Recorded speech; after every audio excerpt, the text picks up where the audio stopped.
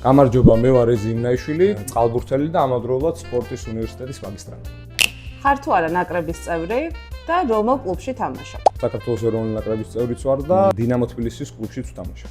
რატომ წყალბურთი? ოჯახური გავლენაც ჰქონდა, წყალში უფრო ნიჭიერი აღმოჩნდი ვიდრე ხმელეთზე, იმიტომ რომ ფეხბურთზეც დავდიოდი ბავშვობაში. ამ ყველაფერმა უფრო გადაწონა ალბათ ფეხბურთი. რა იყო შენი სპორტული კარიერის ყველაზე მნიშვნელოვანი მომენტი? პირველად გავიდნენ ბიჭები ევროპის ჩემპიონატზე.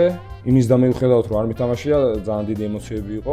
ჩემი პირადი მონაწილეობით, სადაც გავედით 8 საუკეთესო გუნდში ევროპის ჩემპიონატზე და პირველად მოვიპოვეთ მსოფლიო ჩემპიონატზე ასპარეზობის საშუალება. რა იყო შენთვის ყველაზე რთული ეტაპი სპორტში?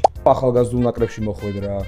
შემდეგ იყო ეროვნულ ნაკრებში მოხვედრა, მერე უცხოეთში წასვლა იქ სათამაშოდ და ეს ეტაპები რაც სპორტს თან ახლავს. რა არის შენი მთავარი სპორტული მიზანი?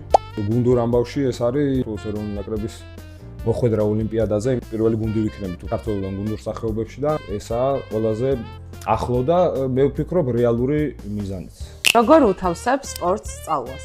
ძალიან რთულია სპორტის და სწავლის შეთავსება. ბავშვებო, არავინ არ მოგატყუოთ რომ ადვილია. თუმცა შესაძლებელია.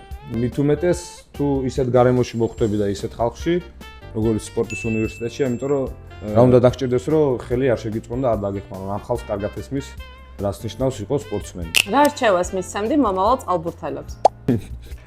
არ უნდა შეეშინეთ რაც დაბრკოლებების, როცა სურვილი დიდია, იქ დაბრკოლებები მცირდება, ასე ვთქვათ. ჩემპიონები სწავლობენ აქ.